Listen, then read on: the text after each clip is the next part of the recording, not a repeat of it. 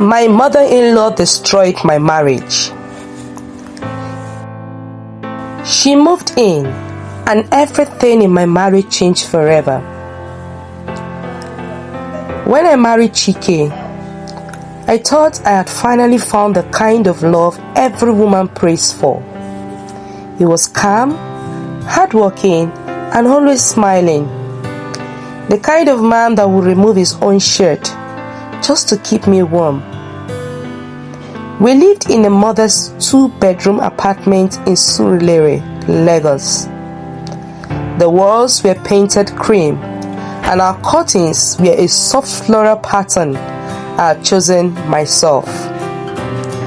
At night, you could hear the faint hum of generators, the barking of neighborhood dogs, and the chatter of neighbors on the balcony.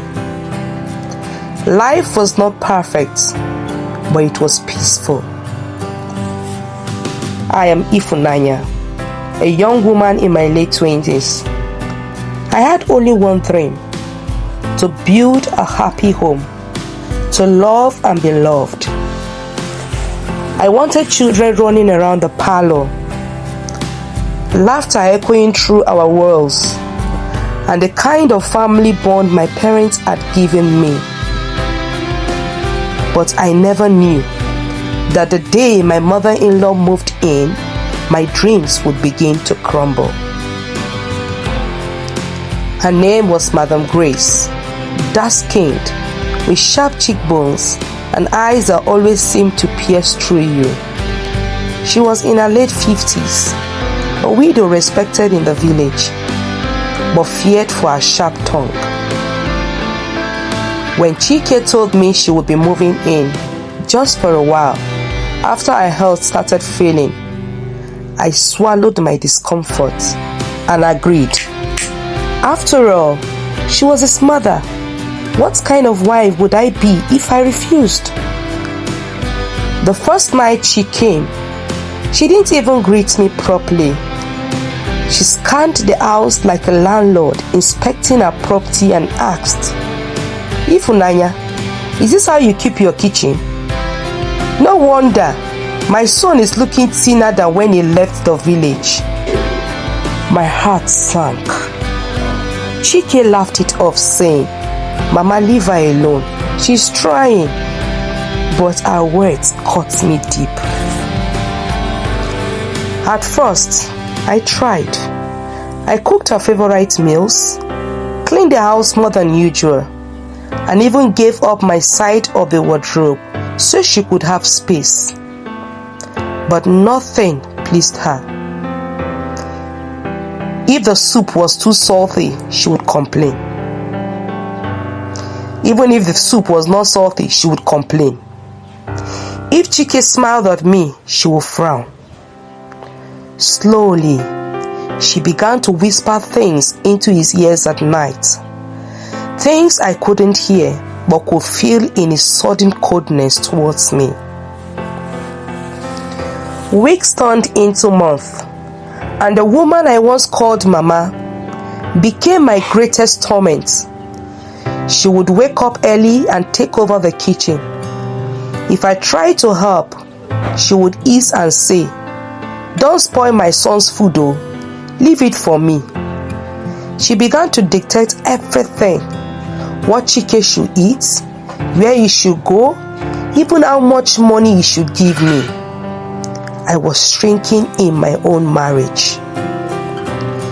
But the worst part was the way she poisoned Chike's mind. One evening, after a long day at work, he snapped at me.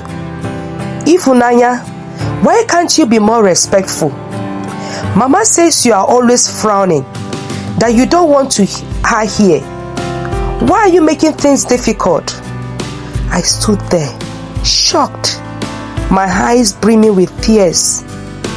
I had said nothing, done nothing, but somehow I was already guilty in his eyes. The house became a battlefield. Mama Grace would deliberately stir trouble. If I bought something for the house, she would tell Chike I was wasting his money. If I stayed quiet, she would call me proud. If I spoke up, she would call me rude. I was trapped.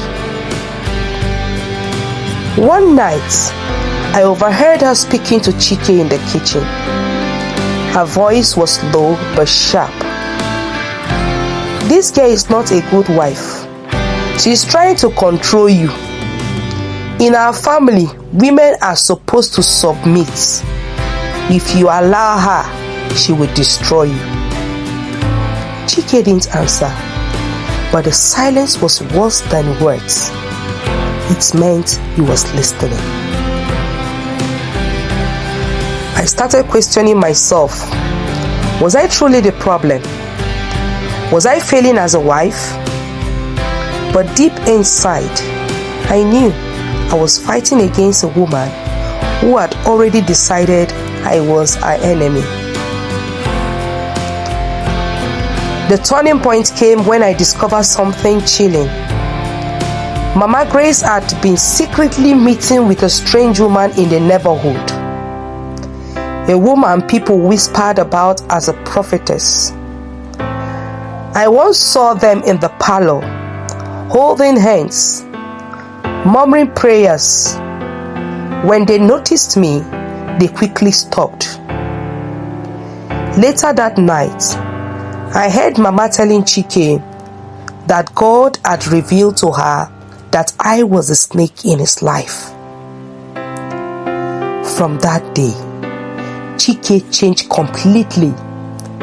He began avoiding me, locking himself in the room with Mama, and questioning every single thing I did.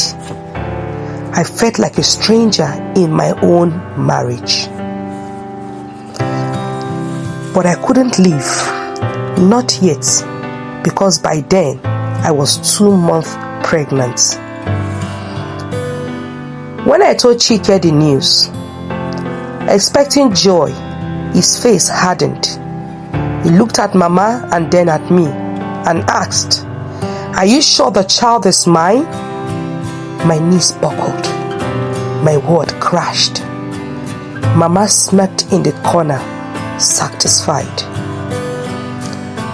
I wanted to scream. I wanted to run, but my heart still loved him.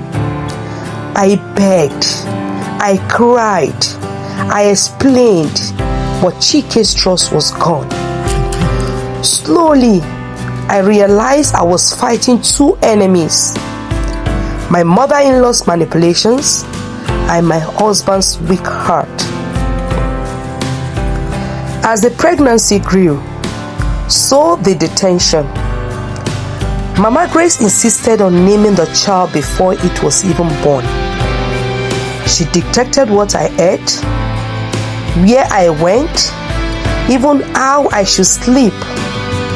Sometimes I felt like I was suffocating, but I endured, telling myself I was doing it for my baby. The day of my delivery came, and I gave birth to a beautiful baby boy. For a brief moment, I thought things would change. Chike smiled, held the baby, and I saw a flicker of the man I once knew. But Mama Grace quickly stepped in. She refused to let me breastfeed first, insisting on praying over the child before I touched him. She gave a name to the baby without even asking me. My tears flowed. Nobody cared. Months passed, and my marriage completely collapsed. Chike no longer shared my bed. Mama Grace slept in our room, claiming she needed to be close to her grandson. I was treated like a maid, a stranger. My love had turned to pain, my dreams to ashes. But one night, something happened that left me shaken. I woke up to hear whispers again. Mama was in the living room, speaking on the phone. Her words froze my blood. She was saying, yes, the plan is working. He no longer sees her as a wife. Soon she will leave, and everything will belong to my son and I. Everything? In that moment, I realized this was never about me being a bad wife. It was about control. Mama wanted to own Chike completely, even if it meant destroying his marriage. Now I sit here, torn between two choices. Do I pack my bags, take my son, and leave this toxic home behind? Or do I stay and fight for the man I once loved, even if it means losing myself in the process? The night stretches long, the fan above cracks, and I stare at my sleeping baby. Mama's laughter echoes from the room she now shares with Chike. My heart is in pieces. But one thing is clear. My story is far from over. Because tomorrow I will confront them, and when I do, everything will change forever. Will Ifunanya finally fight back and expose Mama Grace's schemes? Or will I silence, bury her marriage completely? The answer lies in the next chapter of her pain and courage. Thank you for watching. Please like, comment, subscribe, and click that notification bell for more amazing stories.